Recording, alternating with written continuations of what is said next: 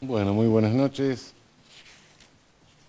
Desafíos de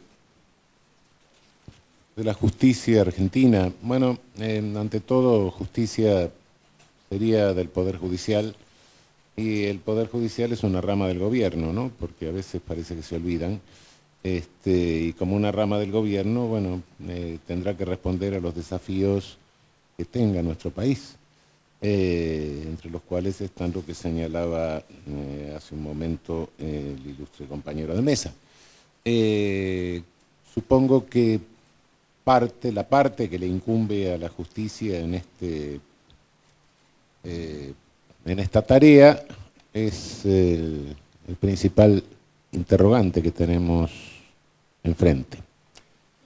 En América Latina hay dos modelos propuestos de sociedad en pugna, claramente.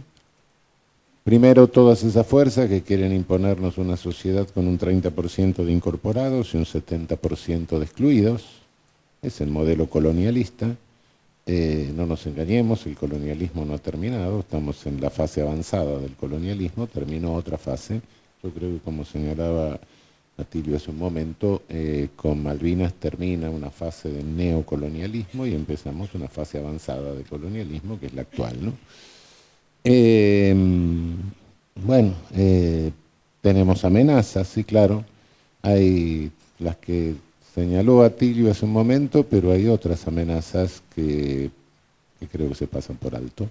También porque desde la invención u ocultamiento de la realidad a través de medios monopólicos, que no solo es un fenómeno nuestro, sino es un fenómeno continental y un fenómeno mundial, eh, se nos están ocultando otros riesgos, como son los riesgos climáticos. En los últimos 15 años hemos tenido en el mundo 3 veces más catástrofes climáticas que en los 15 años anteriores, y de seguir echando carbono a la atmósfera y de seguir haciendo fracking y soltando metano con el gas, naturalmente que vamos a ir teniendo cada vez más. En una progresión que tampoco se va a detener por la circunstancia de que dejemos de contaminar, porque el carbono se queda en la atmósfera, claro. De esto tampoco nos dicen mucho, lo ocultan, tienen sus think tanks. Y por otro lado, esto es resultado directamente de un sistema que está vinculado a lo anterior, ¿no? eh, Debe ser un 30%, 35% de la población mundial que incentiva el consumo para consumir cosas que no se necesitan para vivir, y un 70-75% de población mundial que no tiene lo que necesita para vivir. Bueno, todo esto no está desvinculado. Pero bueno, para hacer frente a todo esto, para hacer frente a lo que la Argentina tendrá que hacer o cómo se las tendrá que ver en esta etapa o en esta fase avanzada del colonialismo, la pregunta es, ¿tiene la rama judicial o el poder judicial, como gusten llamarlo, otro desafío? Sí, tiene el desafío de sí mismo, tiene un desafío interno de repensarse, tiene el desafío de ver cómo se arma para ser un instrumento idóneo para hacer frente a estos desafíos de la Argentina, cómo se arma a sí mismo. Es cierto que esto es una cuestión de régimen político, sí, efectivamente, sí, es una cuestión de régimen político.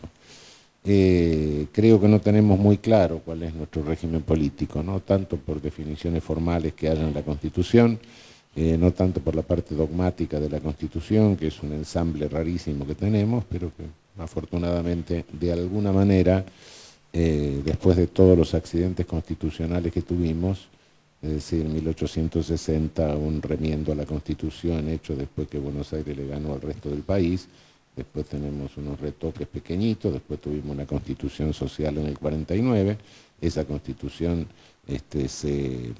está abolida por una sonada militar, por un bando militar, Y el argumento era que no había tenido los 2/3 de las dos cámaras. Entonces, a continuación, la misma dictadura militar, sin un voto de ninguna cámara, porque no existían, convoca a otra constituyente que sanciona el artículo 14 bis, me parece un espectáculo eso, bis. Tenemos el 14 bis ahí colgado, que afortunadamente, porque hubo alguna gente sensata, se fueron de la constituyente, quedó en minoría, no pudo seguir adelante, que se disparate. Y después tenemos el 94, que más o menos, en el sentido de que no hubo ningún partido proscripto, de que todo pudiera estar representado, etcétera, más o menos consiguió pasar en limpio y tener un texto que no está del todo terminado, que perfila instituciones que no dice cómo se organizan, entre ellas el Consejo de la Magistratura, no se sabe qué es la Ciudad de Buenos Aires, en fin, toda una serie de cosas cuya historia íntima se podría contar, pero no es del caso. Y además, sí, el complejo de derechos y de declaración de derechos de la Constitución es interesante porque lo que habíamos derogado en el 49 de alguna manera lo ponemos a través de tratados internacionales. Y como hubo una presión mediática para que se estableciera una cláusula de remisión a la parte dogmática primigenia de la Constitución, se hizo la cláusula de remisión. Entonces ahora hay una remisión y una contrarremisión que hace que todo sea conglobado, lo cual ha sido sano. Por supuesto que la presión mediática no fue en ese sentido, sino que decían, no, tenemos que evitar el derecho de réplica, porque si no vamos a tener que sacar 3 diarios todos los días. No tiene nada que ver con el derecho de réplica, como son ignorantes o le cobraron mal, los asesoraron mal, salió una cosa que en definitiva es buena, ¿no? Yo era constituyente, me consultaron, lo miré y dije, no, perfecto, sí, pongamos esto, ¿cómo no? Salió muy bien. No nos opongamos de ninguna manera. Hay que repensar, sí, una reforma constitucional exactamente y empezar a pensar si ante todo, si el sistema presidencialista es lo mejor que podemos tener. Y a partir de ahí empezar a pensar otras cosas. Naturalmente, en una reforma constitucional tenemos que pasar un poco en limpio lo que hoy es una verdadera anarquía de decisiones en el ámbito judicial. Es decir, es muy bonito y, por supuesto, el control de constitucionalidad hay que defenderlo. Soy partidario de un control difuso de constitucionalidad, pero el control difuso de constitucionalidad tiene que tener una última instancia que opere más o menos rápido y que baje línea. Porque de lo contrario, 4.000 jueces sueltos para declarar la inconstitucionalidad de cualquier cosa, pueden hacer cualquier cosa y lo que van a hacer es una anarquía total. Eso creo que nadie pensó el control de constitucionalidad como un caos. No es una cuestión caótica, es una cuestión que hay que tomarla en serio. Lo primero que en este sentido que se nos plantea es, lamentablemente, la cabeza misma del Poder Judicial. Es decir, la Corte Suprema. Si hiciésemos una reforma constitucional, lo razonable sería que tuviésemos un tribunal constitucional o corte constitucional. A mí la palabra corte me suena un poco rara. Pero bueno, pongamos corte constitucional o tribunal constitucional, que tuviese la potestad contralegislativa realmente de derogar la ley, es decir, declarar inválida la ley erga omnes. Este es un control de constitucionalidad en serio, para lo cual habría que pergeñar un tribunal constitucional con una arquitectura, con una ingeniería institucional más o menos complicada, como la que tienen los países de Europa, donde funciona bastante bien. No son mandatos, son mandatos a término, largos, 12 años, 10 años, etcétera, pero no son vitalicios. Y por otra parte, se van renomando por tercios, las fuentes de designación no son las mismas instituciones, sino que tienen distintas fuentes de designación, con designación cruzada, etc. Pero para eso hay que pensar en una reforma constitucional directamente, lo cual es muy improbable, teniendo en cuenta cuál es nuestra realidad política de fragmentación directamente y que a través del vicio del presidencialismo nuestra política, nuestros políticos se desacostumbraron al arte de la política, es decir, a negociar. En lugar de negociar, se dedican a impedir.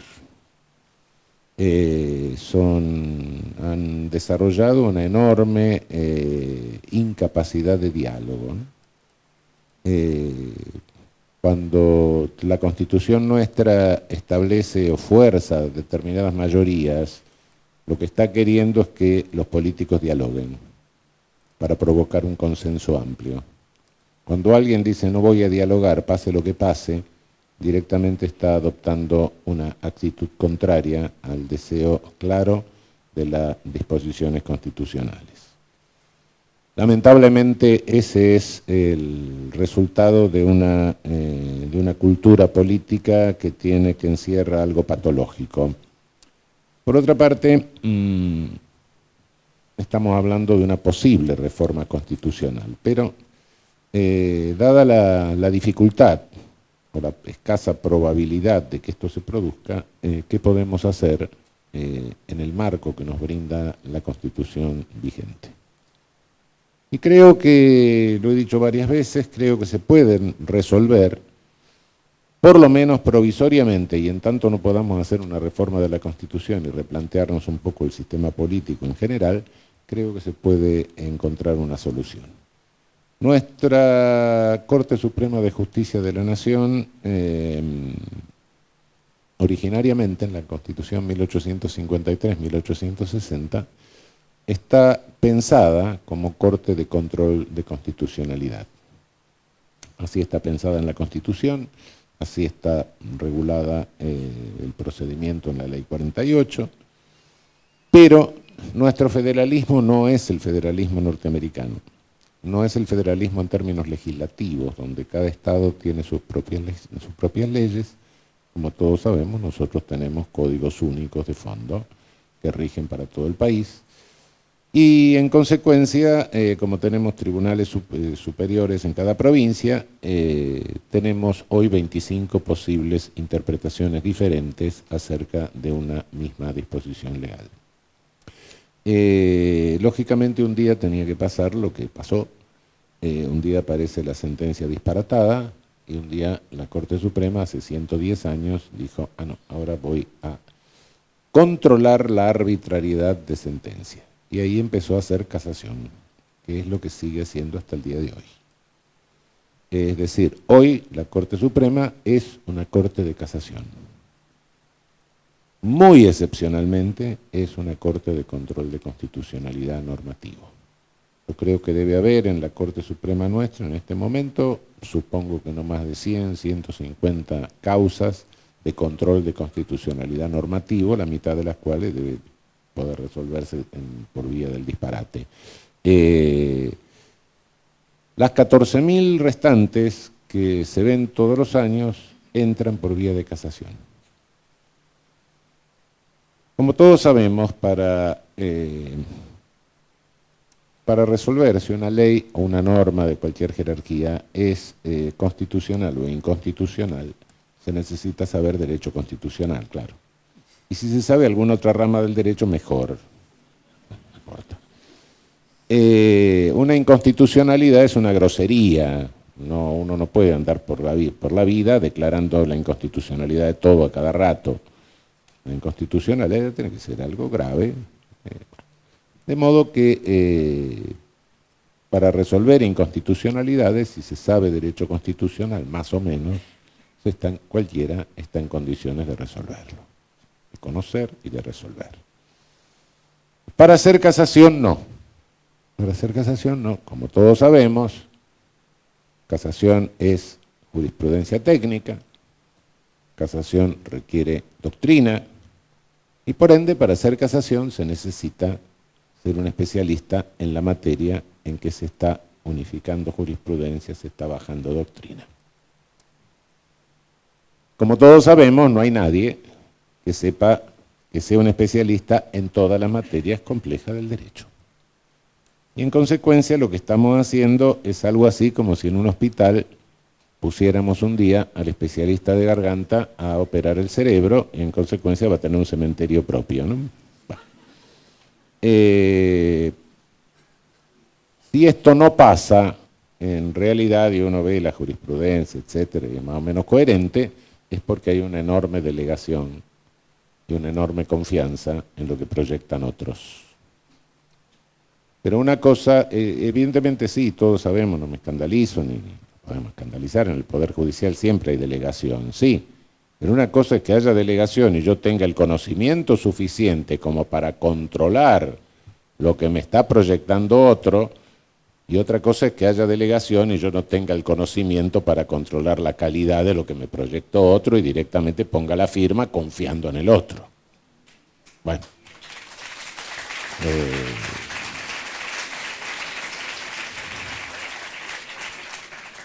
Eso es a lo que fuerza una estructura de un tribunal que está haciendo casación sin estructura casatoria, sin estructura de tribunal de casación.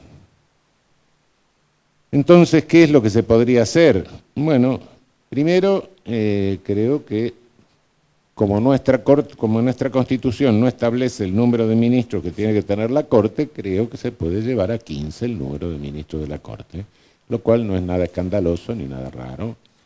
Hay cortes en América Latina que tienen 20, que tienen 23 jueces, 12, 15, 14, etcétera. La única que tiene 5 jueces es la Corte Suprema del Uruguay. Bueno. Por otra parte, tener un poder de casación y de control de constitucionalidad en manos de 5 personas es muy poco recomendable en cualquier democracia, porque eso es concentración de poder.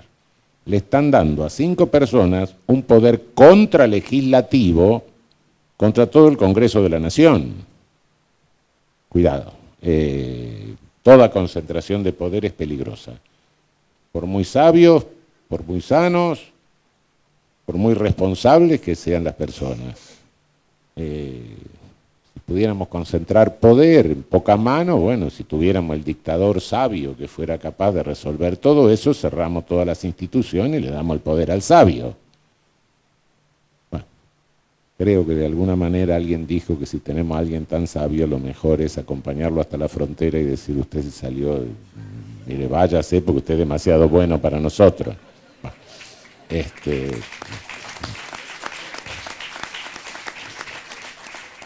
no soy yo, fue un griego que dijo esto. Los griegos siempre piensan esas cosas, pensaron esas cosas.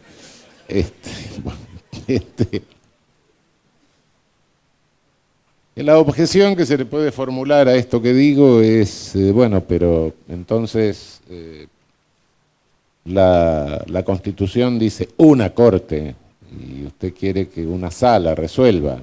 Sí, la Constitución dice una corte para las cuestiones de constitucionalidad normativa, las otras no están en la Constitución. Es un invento que hizo la Corte Suprema pretoriano en el año 1904. Es la Corte que dijo, yo me atribuyo eso.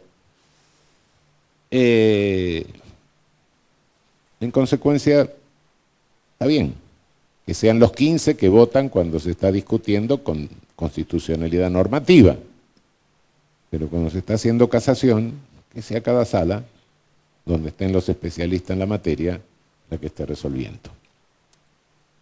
De esa manera vamos a poder bajar un poco de línea, un poco, porque el control de constitucionalidad nuestro no se va a resolver hasta una reforma constitucional porque es tremendamente débil. Si alguien viene ahora que tengo matrícula de abogado y me dice, pues quiero invertir 100 millones de dólares en el país, puedo hacer este contrato, y yo le digo, mire, con esta Corte Suprema sí, pero si se muere alguien, no sé. Yo me pregunto si eso es seguridad jurídica. ¿No? Cuando se lo explico a los pibes en la facultad, les digo, bueno, ¿puedo fumar el porro o no puedo fumar el porro? El juez de primera instancia me dice, no puede fumar el porro. Segunda instancia me dice, sí puede fumar el porro. La casación me dice, no puede fumar el porro. La corte me dice, sí, puede fumar el porro siempre y cuando no se muera nadie. Bueno,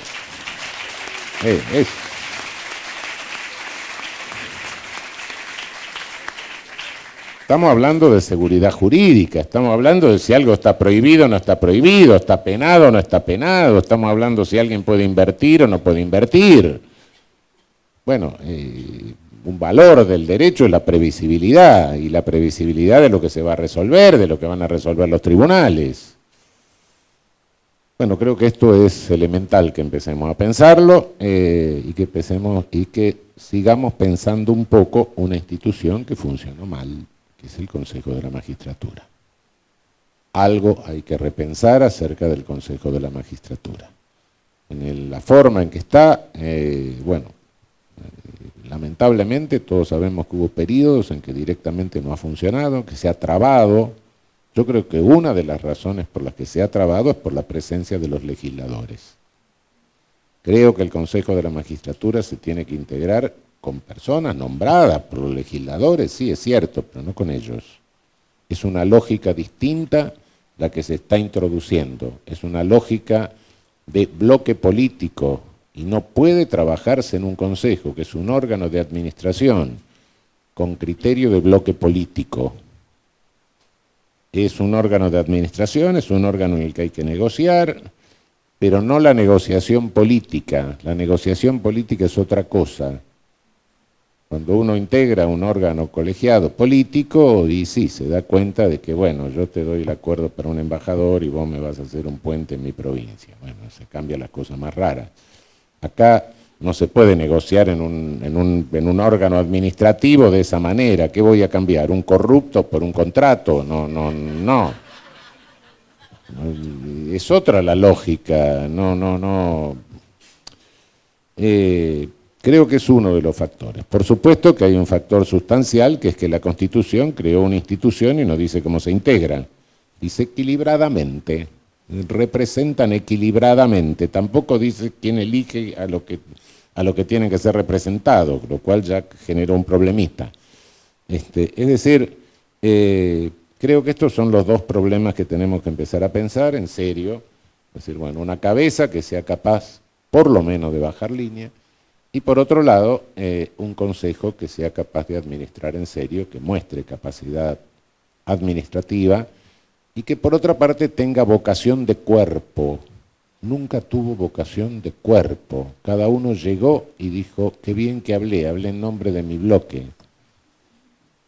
La vocación de cuerpo que ha tenido el Concilio de la Magistratura italiano, que realmente se impuso, y se impuso políticamente en serio, un consejo plural que a través del cual se generó una magistratura que hay que mirar con interés, una magistratura plural, una magistratura donde cada uno sabe más o menos lo que piensa y para dónde patea cada uno, quién es de izquierda, quién es de derecha, quién es de centro, etcétera, y sin embargo funciona. Una magistratura que se enfrentó con un terrorismo en serio sin violar derechos humanos, una magistratura que fue capaz de superar la mafia, le hicieron de todo, los tipos mataron gente, nombraban otros, siguieron adelante. En momentos de crisis política mantuvo la continuidad del Estado. Bueno, caramba. Le puso freno al compañero Berlusconi, que mandaba que era el dueño de toda la televisión. Bueno, ese Consejo de la Magistratura que se empoderó, ese Consejo que tuvo conciencia de cuerpo, bueno, tenemos que crear un consejo que tenga conciencia de cuerpo, que esté el cuerpo. Y eso va a ser imposible en tanto tengamos políticos que responden a disciplina de bloque, que son incapaces de vivenciar esa política de cuerpo y reforzar ese sentimiento de cuerpo en el Consejo. Esto dicho muy en líneas generales, ¿no? Pero llama mucho la atención que la Argentina, que tiene un alto desarrollo en doctrina jurídica, el nivel científico del derecho nuestro es bastante respetable, reconocido mundialmente, que nunca se haya ocupado de ver cómo, o de profundizar especialmente, bueno, cómo se organiza el órgano que tiene que aplicar ese derecho. Y por otra parte, tampoco nos hemos preguntado otras cosas. Es cierto que hay jueces que dicen cosas que son terribles y que deciden cosas que son terribles. Es verdad, es verdad. Pero, pregunto yo, ¿salieron de una incubadora? No, lo fabricamos nosotros en las universidades. Salen de nuestra facultad de Derecho, salen de donde nosotros damos clases, de donde se usan nuestros libros para estudiar. Entonces, cuidado con lo que estamos enseñando. Cuidado con caer en un reduccionismo normativista del derecho que se preocupa solamente por la lógica interna del sistema normativo, porque sea lógicamente completo y no tenga contradicciones, porque eso puede ser ni más ni menos que un delirio bien sistematizado, en última instancia. Creo que si queremos hacer realidad los derechos humanos, ahí usamos derechos en el sentido subjetivo, tenemos que crear un derecho humano objetivo. Y tenemos que ir haciendo una doctrina acorde a un derecho humano objetivo. Y para eso no podemos caer en ningún absurdo normativista, sea por vía neocantiana, sea por lo que se quiera, no importa. No podemos caer en ningún exclusivismo ni reduccionismo de tipo normativista. No podemos llenarle las cabezas a nuestros estudiantes con esas cosas. Por más que tenga fuegos artificiales que parezca el último grito de la moda científica que traemos de Estados Unidos, de Alemania o de donde diablo sea. No, realmente hoy tenemos en las constituciones y en el derecho internacional, tenemos claramente establecidos los objetivos de un derecho humano. ¿Sí? Y el objetivo fundamental, es decir, todo ser humano es persona. ¿Sí? Lo tenemos establecido, la Declaración Universal de 1948. ¿Sí? Nuestra especie humana es un poco rara, ¿no? 1948, todo ser humano es persona, fenómeno. Bueno, la verdad que nunca hubo una asamblea de gatos o de perros que dijera todos los gatos son gatos, que los perros son perros. Nosotros sí necesitamos, no importa. Pero bueno, lo tenemos. No nos lo ha impuesto un avance de la razón, un avance de la reflexión, una progresión de la racionalidad. No, lo impuso el pánico. Terror.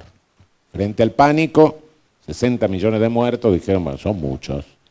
No porque antes no hubieran matado unos cuantos millones, sí, pero los millones que mataron en general eran gente que tenía un poco más de melanina. Entonces no.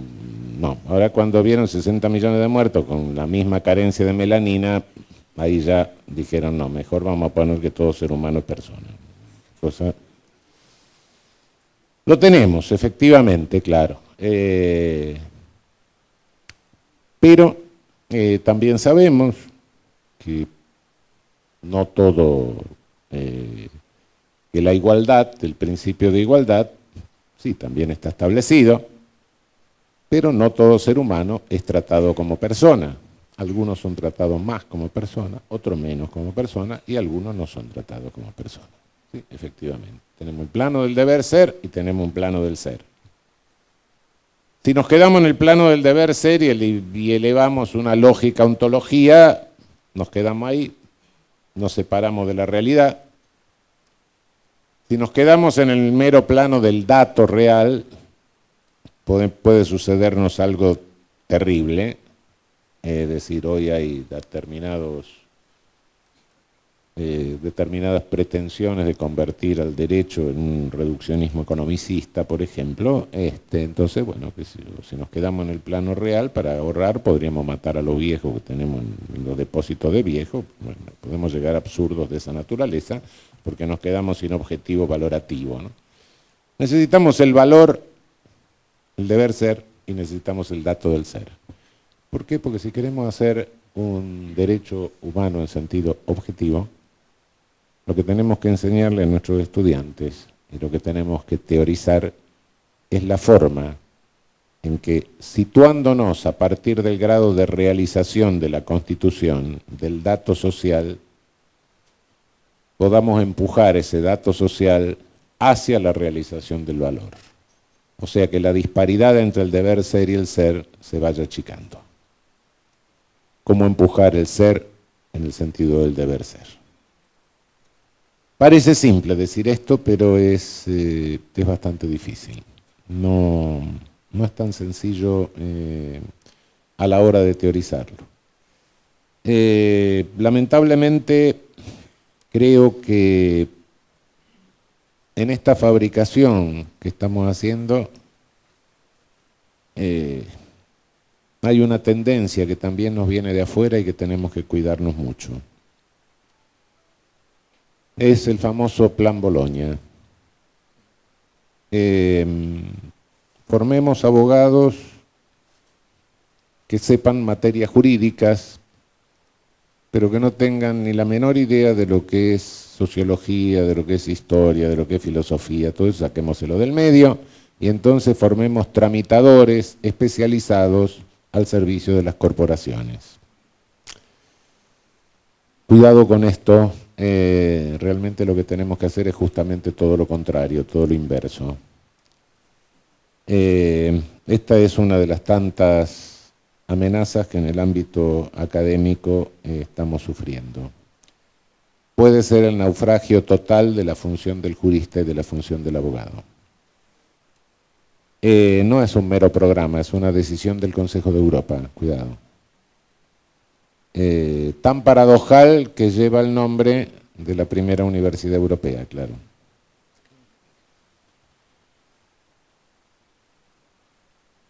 ¿Significa esto que estoy proponiendo una politización de la justicia?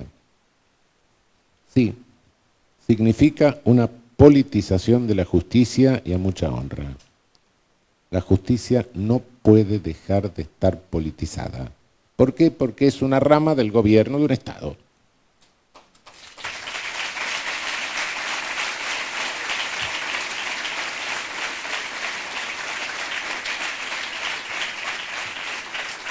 No puede haber un poder del Estado que no sea político, que no tenga que ver con el gobierno de la polis. Sería una contradicción en sí mismo, no existe eso. Es político. Bueno, ¿significa entonces que cada uno lleva sus propias ideas? Sí, por supuesto. Un conservador tiene una cosmovisión, un liberal tiene otra cosmovisión, exactamente, sí, perfecto, liberal político, digo, claro, entendámonos. Sí, cada uno va a interpretar diferente, de diferente modo, sí, perfecto, es correcto, y así debe ser. Porque no existe el juez aséptico, aideológico, apolítico, apartidista, asexuado, no. Y si existiese, entonces sería mejor, yo no soy partidario de la manicomialización, pero sería mejor someterle un tratamiento. No. No, cada uno tiene sus propias ideas, sus propias predilecciones, sus propias... Y efectivamente, no cabe la menor duda. ¿Significa esto que llega y hace lo que se le da la gana conforme a su cosmovisión? No, tampoco. Hay un límite. Hay un límite. Yo puedo interpretar hasta cierto límite la cosa, pero hay un límite del derecho, ya lo sabemos. Y todos sabemos que eso existe. Me puede gustar o no gustar algo. Políticamente puedo tener simpatía o no. Pero esto no significa que nadie me maneje por teléfono. Cuidado. Hay una diferencia notoria entre una cosa y otra. Cuando se pasa ese límite, a lo que se entra es a la partidización. Y eso es diferente. La politización es un fenómeno natural, connatural, es de la naturaleza de las cosas, es inevitable. La partidización es un vicio. No podemos confundir las dos cosas. En síntesis, creo que todo esto lo tenemos que repensar. La acción tiene que ser dentro del Poder Judicial, tiene que ser en el ámbito universitario, tiene que ser en el ámbito académico, tiene que ser en la producción científica y tiene que ser en la calle, discutiendo y pensando nuestras instituciones. Cuidado con eso de que tenemos las mejores instituciones del mundo, que nuestra Constitución es la última Coca-Cola del desierto que queda. Tenemos instituciones que, como todas, son obra humana, y como obra humana tienen virtudes y tienen defectos. Bueno, tuvimos una Constitución que se quedó en el garaje mucho tiempo, la pusimos a funcionar, y ahora que está funcionando sentimos que hace ruido por varios lados. Bueno, estamos descubriendo defectos, nuestra democracia es relativamente nueva, nuestra democracia representativa es relativamente nueva. Bueno, es el momento de que nos centremos a pensar en estas dificultades, porque insisto lo que decía al comienzo, hay desafíos que son los que tiene nuestra patria. Pero por otra parte tenemos nosotros el desafío interno, es decir, cómo nos organizamos para hacer frente de la manera más idónea posible a esos desafíos que va a tener la nación y la región y el mundo. Muchísimas gracias.